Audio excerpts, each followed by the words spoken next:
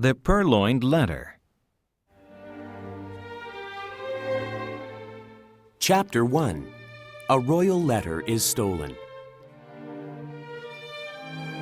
One evening in Paris, just after dark, on a windy evening in the autumn of 18, I was enjoying the double pleasure of meditation and a meerschaum pipe. I was in the company of my friend, C. Auguste Dupin, in his little library in the back of his house, which was at number 33 on Duneau Street. For about an hour, we shared a deep silence. Any casual observer might have thought that we were both intently occupied with studying the smoke that curled up and seemed to oppress the atmosphere of the room. Actually, I was mentally going over certain topics that had been the subject of our conversation earlier this evening. We had been discussing the affair of the Rue Morgue and the mystery surrounding the death of Marie Roget. Thus, I thought it a coincidence when the door flew open, and in came our old acquaintance, Monsieur G., the captain of the Parisian police. We gave him a warm welcome because we had not seen him for several years. We had been sitting in the dark. Now Dupin rose to light a lamp, but he sat right back down when G said that he had called upon us to ask our opinion of some official business which was causing him a great deal of concern. "If we need to think seriously," observed Dupin, "it would be better to leave the room dark." "That is another of your odd ideas," said the captain, who had a habit of calling everything he didn't understand odd. As a result, he lived in a world filled with oddities. "What seems to be troubling you?" I asked. "Nothing as serious as murder, I hope." "Oh no, nothing of that nature," replied the captain. "The truth is, this business is very simple indeed, and I thought that we could have dealt with it easily. But then I thought Dupin might like to hear the details of it, because it is so odd." "Simple and odd," Dupin said. "Why, yes, and not that exactly either. The fact is, we have all been very puzzled because the matter is so simple." "Perhaps it is the very simplicity of the matter that is the problem," said Dupin. "What nonsense!"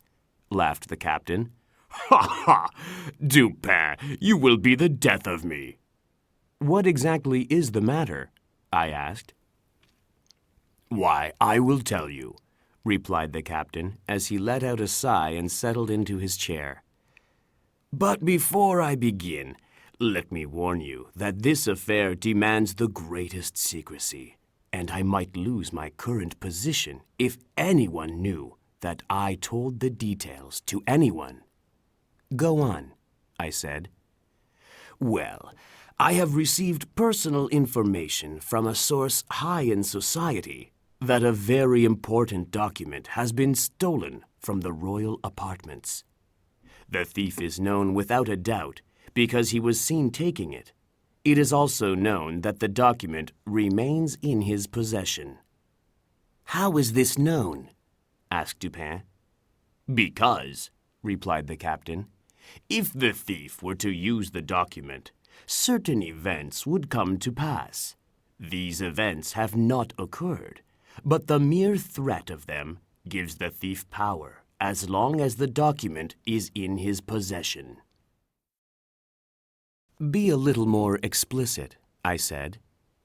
"If this document were given to a certain person whom I shall not name, it would bring shame upon another certain person high in the royal family. This fact gives the holder of the document immense power over the person whose honor is in danger," said the captain. "But this means that the person who is under threat must know who the robber is," I said. "Who would dare?" "The thief," interrupted the captain, "is Minister D, who dares many things, both honorable and not honorable. The document in question is actually a letter. The person for whom it was written was reading it in the privacy of her bedroom, when she was suddenly interrupted by the arrival of a person from whom she wished to conceal the letter. She tried to thrust it into a drawer, but it would not fit, so she was forced to place it, open, on a table. However, she was able to put the cover page on the top so that all one could see was her address.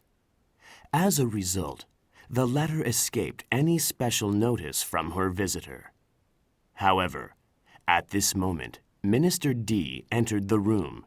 His keen eyes immediately noticed the letter and recognized the handwriting of the address. He also noted the nervous character of the person to whom it was addressed, and in an instant, he understood her secret.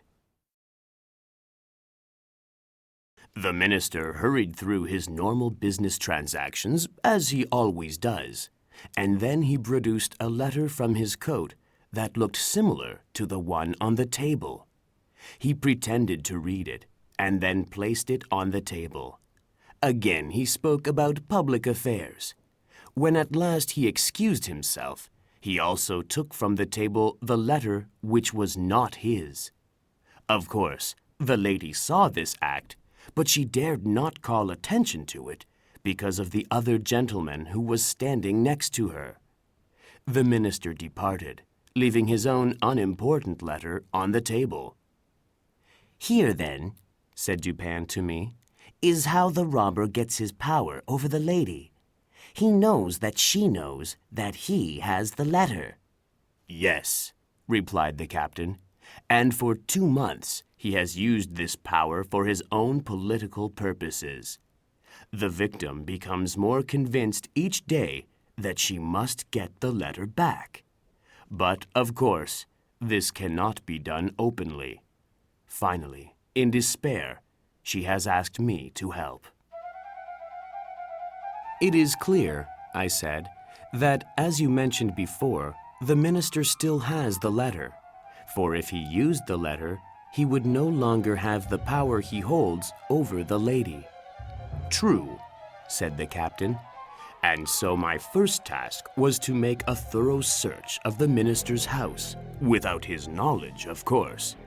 This was made easy because he is frequently absent from his home all night. Also, his few servants sleep well away from his house and are usually too drunk to wake up easily. You may know that I have keys that can open any door or cabinet in Paris. I have spent the greater part of every night for the past 3 months personally searching Minister D's house. Not only is my honor as a professional at stake, but also the reward for the letter is enormous. But despite my great desire to find it, I have come to the conclusion that the thief is smarter than I. I have searched every nook and cranny of the house where a paper can possibly be concealed." "Isn't it possible," I suggested, "that the minister may have hidden it somewhere else?" "This is hardly possible," said Dupin.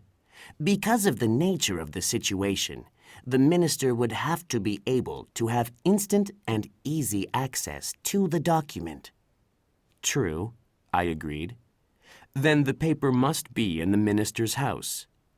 I think we all agree that the minister would not be so foolish as to carry the letter on his person." "Correct," said the captain. "Just to make sure, he has twice been stopped by thieves in my employ and rigorously searched as I watched from a distance." "You might have spared yourself the trouble," said Dupin. "D is not a fool, and he probably expected to be searched like this." "Not exactly a fool," agreed the captain, "but he is a poet, and I consider poets only one step away from being fools." "Perhaps," said Dupin, after a long and thoughtful puff from his pipe, "although I have been guilty of writing some poetry myself." Chapter 2. A Search of the Minister's House. Please tell us about your search of the minister's house. I said. Well, said the captain, we took our time and we searched everywhere. I have long experience in this. We searched each room for 7 nights before moving on to the next. First, we examined the furniture. We opened every drawer, and of course, it is impossible to hide a secret drawer from a properly trained police officer. It is so easy to see the extra space in the cabinet. After the drawers, we examined the chairs. We probed the cushions with long needles. Then we removed the tops of the tables. Why so? I asked. Sometimes the top of a table is removed and a person may cut away the inside of a leg to hide something in the leg. Then the top is replaced. Bedposts are used in the same manner. You did not take apart all the chairs, did you? Asked I. Certainly not, replied the captain. Instead, we examined the rungs of every chair with a powerful magnifying glass. If any of them had been recently disturbed, we would have noticed. We left nothing out of our search, assured the captain. And when we were through searching every piece of furniture, we examined the floors, walls, and ceilings. We divided the entire surface of the house into numbered compartments so that we would not miss anything. Then we examined every square inch of the house, including the 2 attached houses, with a magnifying glass. The 2 attached houses? I exclaimed. You must have had a great deal of trouble. Yes, we did, but the reward offered is enormous, said the captain. Did you also search the grounds around the houses? They are all paved with brick, replied the captain. They were very easy to search. We examined the moss between the bricks and found it undisturbed. And you looked among D's papers and the books of his library? Of course, we opened every package and book. We carefully turned over each page in each book. We also measured the thickness of the book covers and examined each with the magnifying glass. Had any of the binding been meddled with, we would have noticed. Well then, I said finally, you have made a mistake, and the letter is not in the house, as you suppose. I fear you are right there, said the captain. And now, Dupin, what would you advise me to do? To thoroughly search the house again. There is absolutely no need for that, said the captain. I am as sure that the letter is not there as I am sure that I breathe. I have no better advice to give you, said Dupin. You have, of course, an accurate description of the letter? Oh, yes.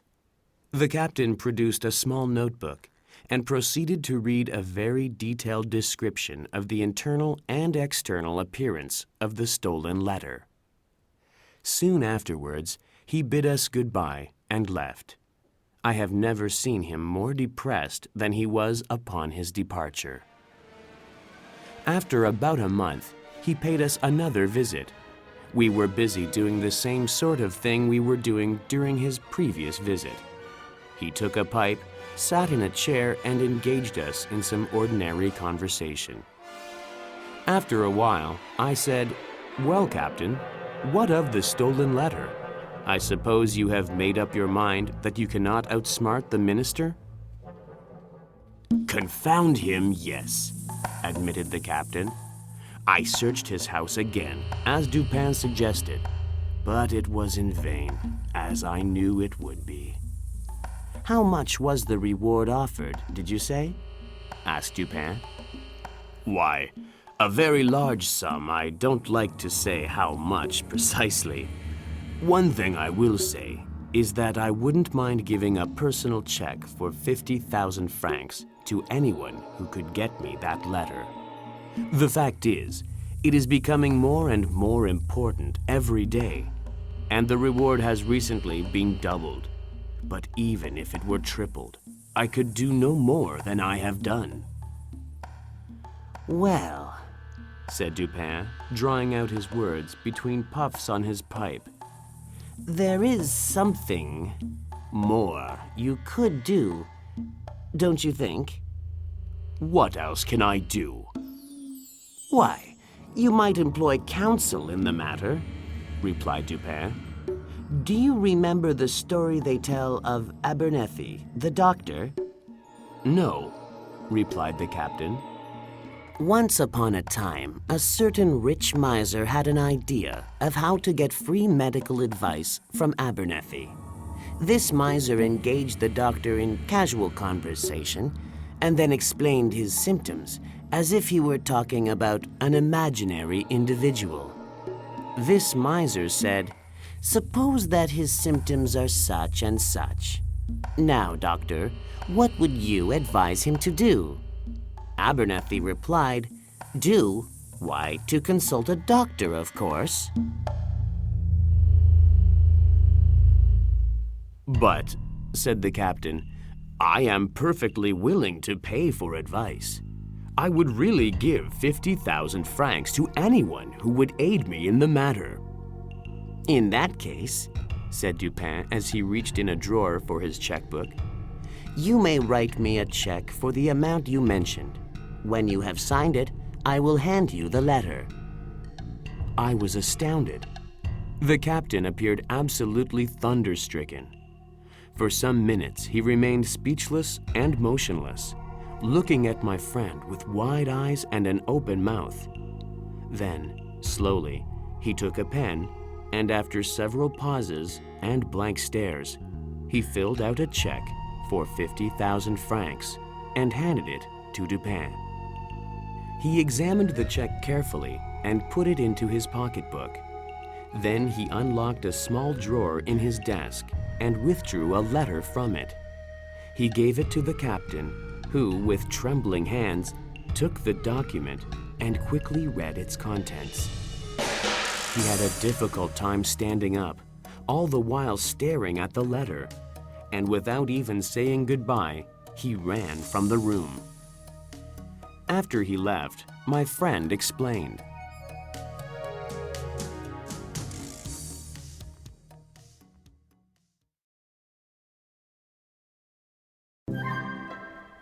Chapter 3. A Match of Intellects. The Parisian police, he noted, are very capable in their own way. They are persevering, ingenious, cunning, and thoroughly versed in the knowledge which their duties seem chiefly to demand. Therefore, when the captain explained to us how he searched the minister's home, I felt satisfied that he had done his best as far as his methods could. "As far as his methods could?" I asked curiously. "Yes," said Dupin.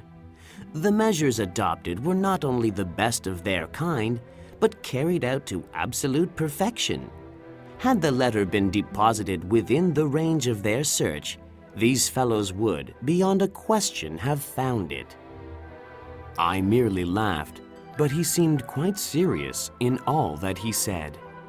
"The measures, then," he continued, "were good in their kind and well executed.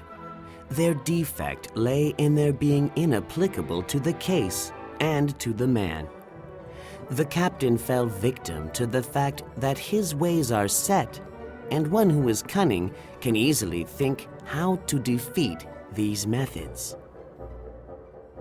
In fact, I knew a schoolboy about 8 years of age who was a better reasoner than our friend the captain. His success at guessing in the game of even and odd attracted universal admiration. This game is simple and is played with marbles. One player holds in his hand a number of marbles and demands of another whether that number is even or odd. If the guess is right, the guesser wins one. If wrong, he loses one. The boy of whom I speak won all the marbles of the school. Of course, he had some rules of guessing. and these lay in mere observation and guessing of the intelligence of his opponents. For example, if a less intelligent schoolboy is his opponent and, holding up his closed hand, asks, "Are they even or odd?" our schoolboy replies, "Odd," and loses. But upon the second trial, he wins, for he then says to himself, "The simpleton had them even upon the first trial, and his amount of cunning is just sufficient to make him have them odd upon the second. I will therefore guess odd." He guesses odd and wins.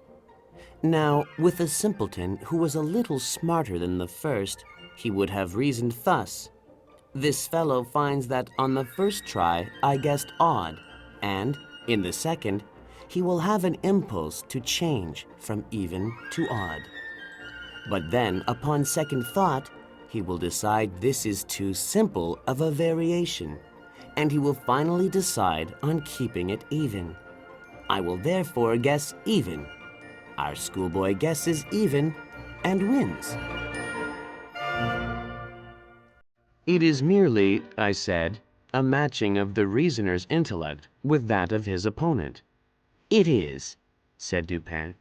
"And when I asked the boy how he did this, he answered, 'When I want to find out how stupid or how wise, or even how good or wicked a person is, or even what he is thinking at the moment, I match the expression on my face as closely as I can to the expression on his face.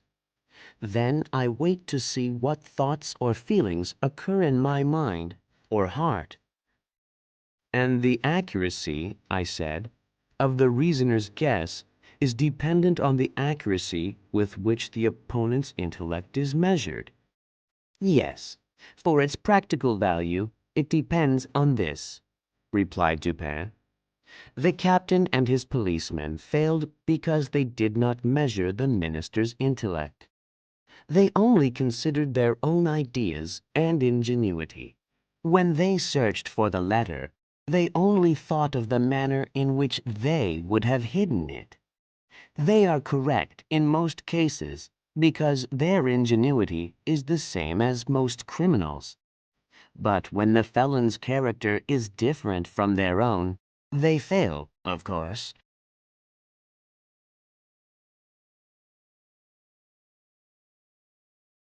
The captain and his policemen do not vary in their methods.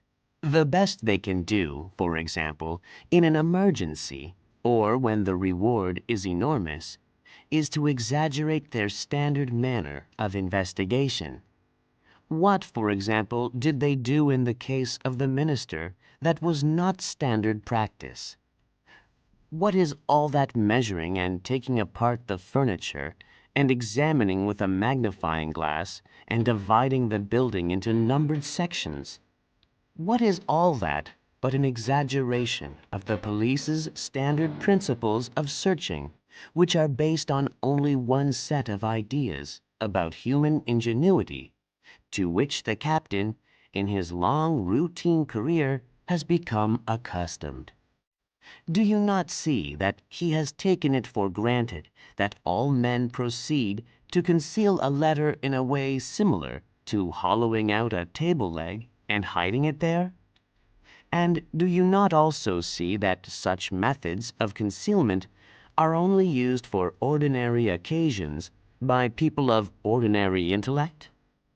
All cases of concealment in this manner are presumable, and thus the discovery of the hidden object depends not on the intellect of the searcher, but rather by the care, patience, and determination of the searcher. When the case is very important, or the reward is great, these qualities have never been known to fail. If the stolen letter had been hidden anywhere within the limits of the captain's search, or, in other words, had been hidden in a manner expected by the captain, it would have certainly been found. The captain, however, has been thoroughly mystified, and his defeat lies in his assumption that the minister is a fool. The captain believes this because the minister has gained fame from his poetry. The captain said he thinks that all poets are fools, and thus he has fallen victim to his own prejudice.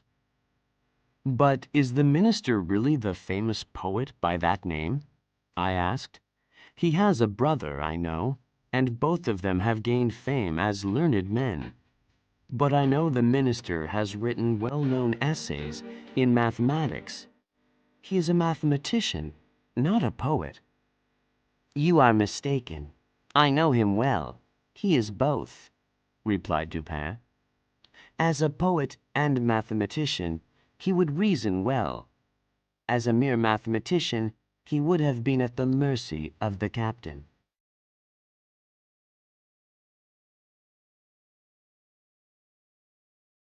What I mean to say is that if the minister had been no more a mathematician, the captain would not have found it necessary to write me out a check for 50,000 francs.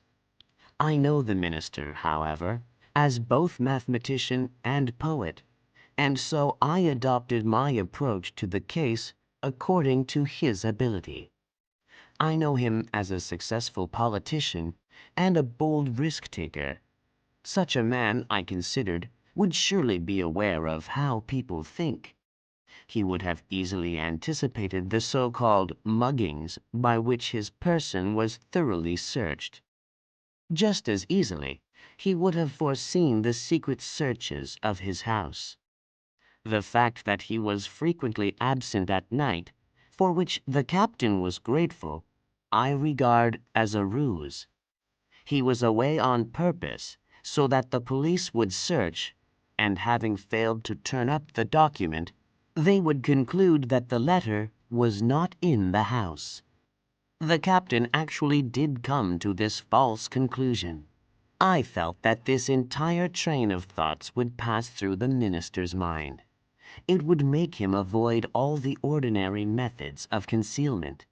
He could not be so weak as to suppose that even the most ingenious of hiding places in his house would not be discovered by the magnifying glass of the captain.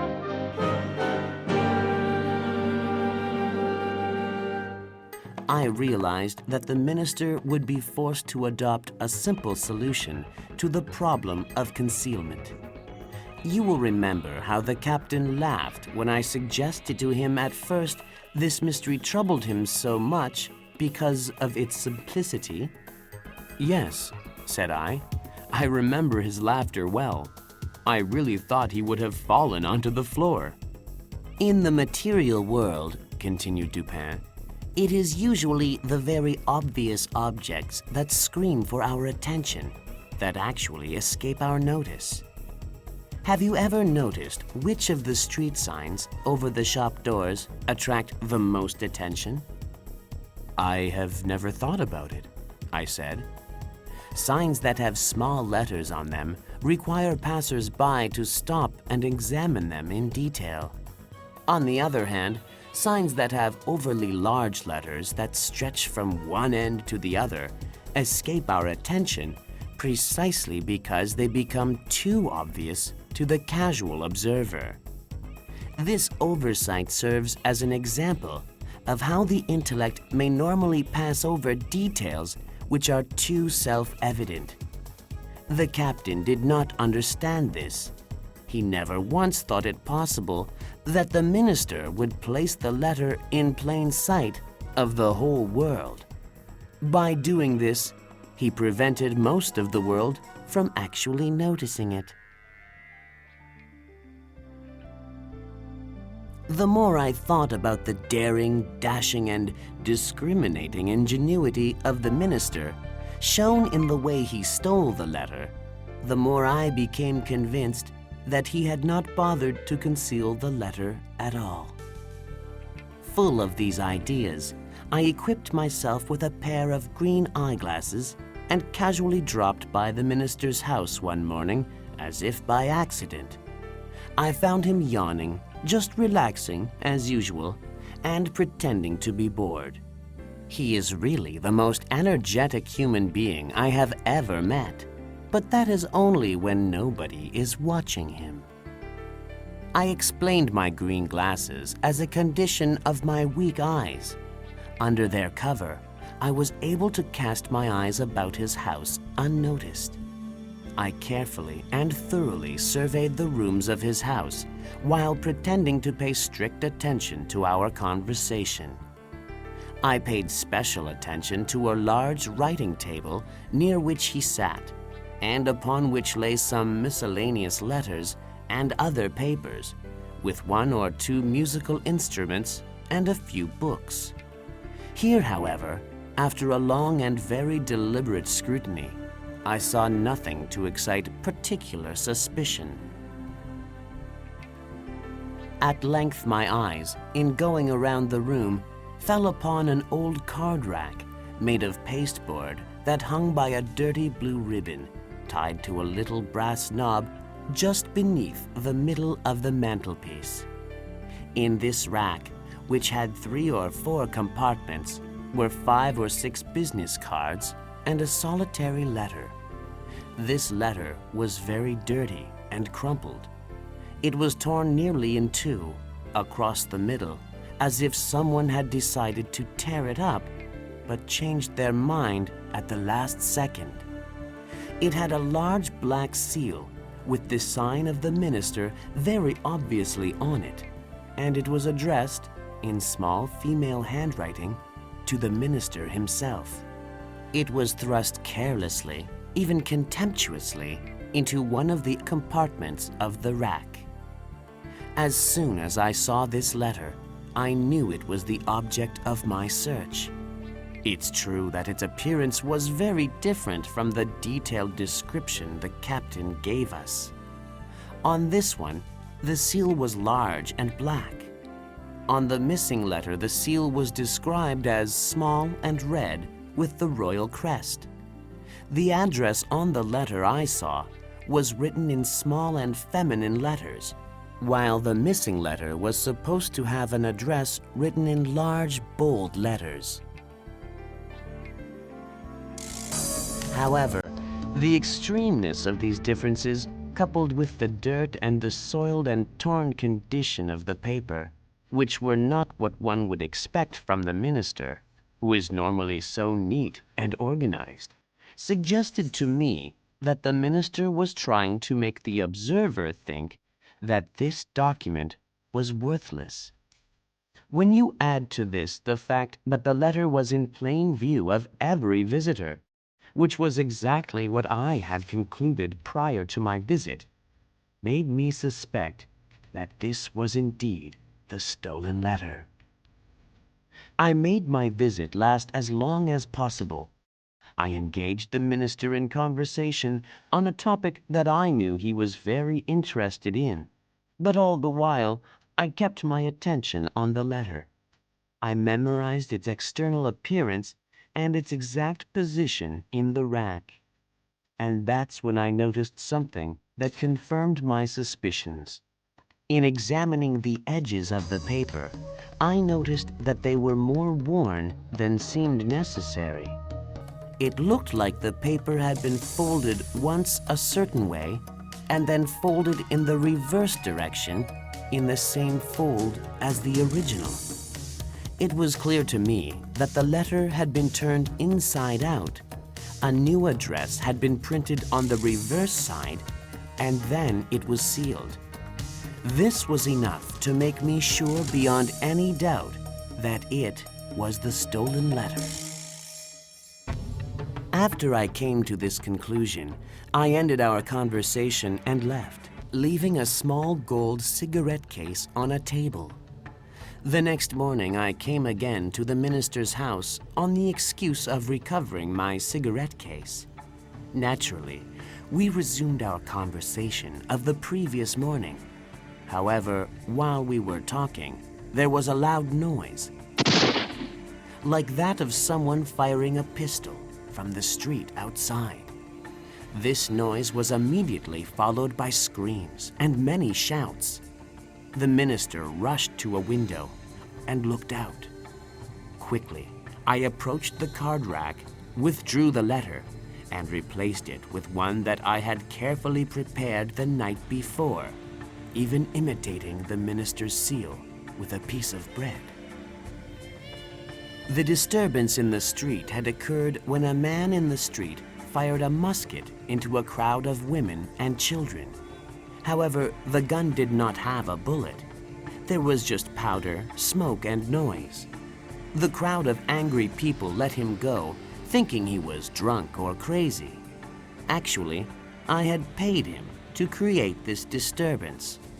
After he had left, the minister left the window where I had joined him after switching the documents. Soon afterwards, I said my goodbyes and left.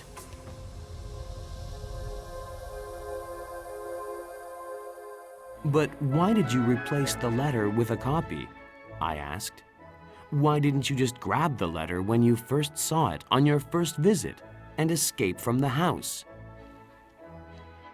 The minister, replied Dupin, is a desperate man and a bold one. His house has several loyal servants. If I had made the wild attempt you described, I probably would never have left the house alive. However, I had another goal. You know that I am loyal to the royal family. In this case, I acted as an agent of the lady to whom the letter rightfully belongs. For 18 months after stealing the letter, the minister has had her in his power. She now has him in her power because he does not know that he no longer has the letter. He will continue to blackmail her and thus commit himself to his political destruction. His downfall will be very quick, and in his case, painful. To make accusations against royalty without evidence of truth can be very dangerous. But I do not pity him. He will be the cause of his own destruction.